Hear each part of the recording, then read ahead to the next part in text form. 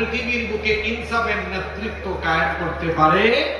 এজন্য আমরা নবী করিম সাল্লাল্লাহু আলাইহি ওয়াসাল্লামের জীবনের দিকে তাকালে দেখব আল্লাহ নবীর দাওয়াত প্রচারে প্রসারে এবং দ্বীন প্রতিষ্ঠায় যারা সবচাইতে বেশি এগিয়ে এসেছেন, রক্ত দিয়ে জীবন দিয়ে শাহাদাতার ত্যাগ কুরবানির নজরানা পেশ করেছেন, তারা আর কেউ না, তারা হচ্ছে মুসলিম উম্মার যুবক এবং তরুণরা। যুগে যুগে যুবকদের কন্ট্রিবিউশনের কারণেই পৃথিবীর সবগুলো বিপ্লব সফল হয়েছে। যেমন চীন বিপ্লব, ফরাসি বিপ্লব থেকে নিয়ে শুরু করে আমাদের এই সাবকন্টিনেন্টে যদি দেখেন 47, 52, 69, 71, সর্বশেষ 24-এ তরুণ ছাত্র সমাজের বড় জোয়ারেই কিন্তু রাবেয়া বছরই পালিয়ে দিয়েছে।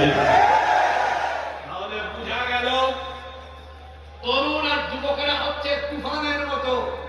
বৈশাখ মাসের তুফানে যখন দেখা যায় প্রচন্ড গতির তুফানে গাছের ডালপালা উড়ে যায়, ঠিক তেমনি যুব সমাজ ঐক্যবদ্ধ হলে যুব সমাজ যেদিকেই যায় তাদের সেই গণজোয়ারে কোনো পরাশক্তি টিকতে পারে না, ধ্বংস হয়ে যায়।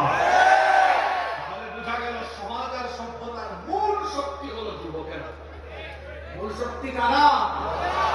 আলহামদুলিল্লাহ, আড়াইবাড়ি দরবার সাহেবের পীর সাহেবদের মুরিদদের বেশিরভাগই হলো যুবক আর তরুণরা। এজন্য দেখা যাচ্ছে রাত 1টায়ও যুবক তরুণরা এখানে আছে, রাস্তাঘাটে অনেকে বাদাম খাইতে গেছে, কিছুক্ষণ পর আবার ঢুকে যাবে ইনশাআল্লাহ। এই যুবকরাই হলো আগামীর বাংলাদেশ, এই যুবকরাই হলো আগামীর পৃথিবী বিনির্মাণের কারিগর। কিন্তু আমরা একটা জায়গায় বড় আশঙ্কা করছি, দ্বীন বিরোধীরা আমাদের এই প্রাণ শক্তি, আমাদের এই মূল সম্পদ যুবকদের চরিত্র নষ্ট করার জন্য তারা নানাবিধ ষড়যন্ত্র, চক্রান্ত আর অপচেষ্টা চালিয়ে যাচ্ছে। এই জন্য আমাদেরকে সচেতন হওয়ার দরকার আছে না নাই?